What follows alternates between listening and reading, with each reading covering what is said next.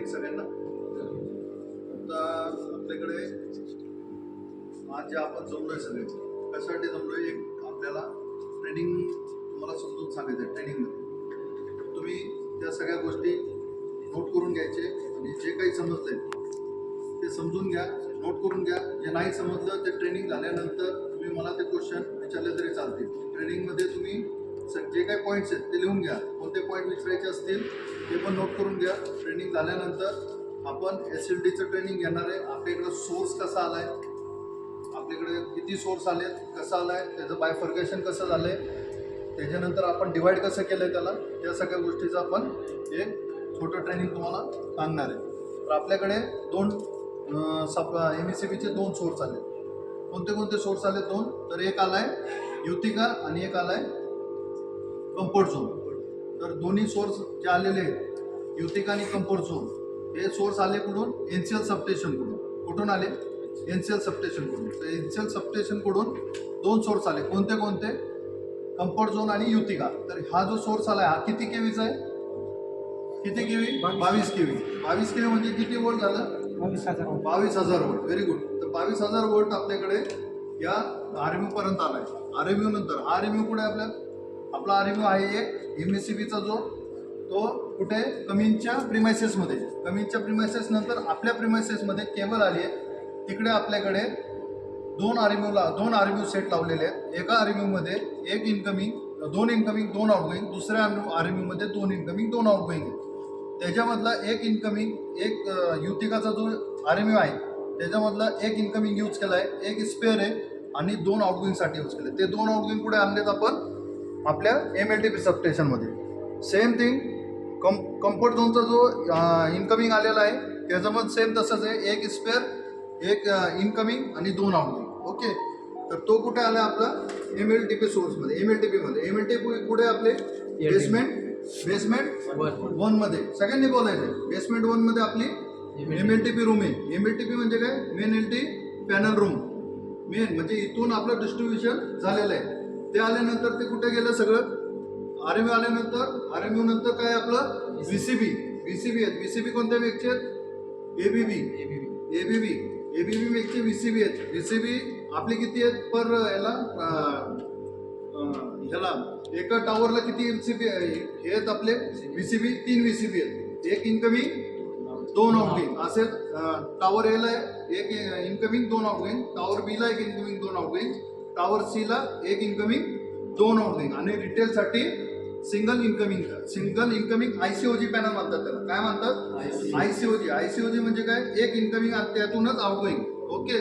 तर असे आपले तिथपर्यंत आले.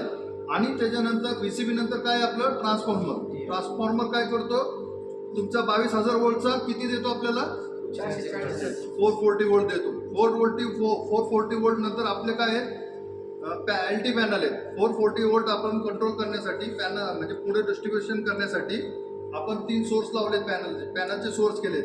तर टॉवर A साठी दोन सोर्स सेक्शन दिलेत, सेक्शन 1 आणि सेक्शन 2. आपले दोन ट्रान्सफॉर्मर आहेत. दोन ट्रान्सफॉर्मर नंतर दोन सेक्शन केलेत, सेक्शन 1 आणि सेक्शन 2. ते दोन सेक्शन कुठे आहेत आपले? टॉवर A साठी हे सेक्शन, टॉवर B आणि tower C. Tower A, tower B, same tower C आणि लास्टला रिटेल सेक्शन आहे. आणि इथे सिंक्रोनायझिंग पॅनल आहे. ओके. त्याच्यानंतर tower A, tower B, tower C हे सेक्शन तिन्ही सेक्शन सेम आहेत. तिन्ही सेक्शन सेम आहेत. त्याच्यानंतर पॅनलमध्ये ACB बसवलेले. काय बसवले? ACB, air circuit breaker. ACBचा फुल फॉर्म काय? Air circuit breaker. VCBचा full form vacuum circuit breaker. ACB नंतर ACB काय काम करतो आपला? ACB काय काम करतो? जास्त लोड करंट फुल झाला तर सर्किट ब्रेक करतो. कशामुळे करतो? त्याच्या आतमध्ये काय कॉम्पोनंट लावलेले असतात? रिले असतो. रिले नंतर सगळ्यांनी बोलायचं, एकदम फ्रीडम आहे सगळ्यांना, चुकलं तरी चालेल.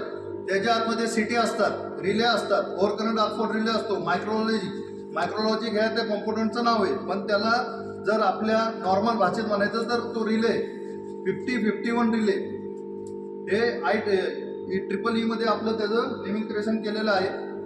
पाहिजे तर त्याच्यासाठी आपण एक सेपरेट ट्रेनिंग एक अरेंज करू. त्याच्यानंतर कॉईल असतात. 3 कॉईल आहेत. MX, XF, MN असे 3 कॉईल आहेत. MX म्हणजे क्लोजिंग, MN म्हणजे ट्रिपिंग आणि XL म्हणजे काय साहेबांनी आता सांगितलं होतं काय, तर ते आहे अंडर व्होल्टेज. या 3 कॉईल आहेत, या 3 कॉईल त्याच्यामध्ये असतात. मोटर असते, त्याला जॉ कॉन्टॅक्ट असतात, सेटर असेंब्ली असते आतमध्ये, मोटर मेकॅनिझम असते, स्प्रिंग चार्जिंग असते, मॅन्युअल हँडल असतो. ज्यावेळेस इलेक्ट्रिकल मी काम नाही केलं तर आपण स्प्रिंग चार्जिंग करून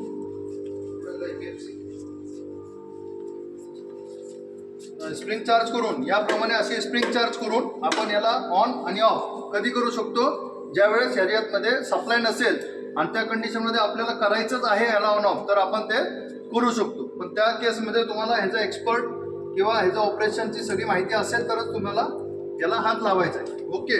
आणि इलेक्ट्रिकलमध्ये करायचं असेल तर तुम्हाला क्लोज आणि ट्रिप हे दोन्ही गोष्टी तुम्हाला दिलेल्या आहेत. समजल्या या सगळ्या गोष्टी. त्याच्यानंतर पुढे आपल्याला ह्याच्या आउटगोईंगमध्ये इनकमिंग आली तुमची.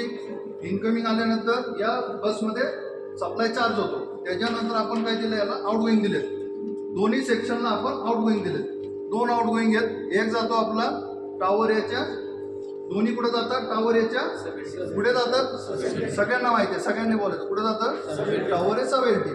सब LT मध्ये गेल्यानंतर तिकडून आपले 2 सेपरेट रायझर आहेत, रायझरचे पॅनल आहेत. त्या रायझरचं काय नाव आहे, office 1 panel, office 2 panel. Office 1 panel जो आहे तो एक आहे अल्टरनेट आणि एक मेन.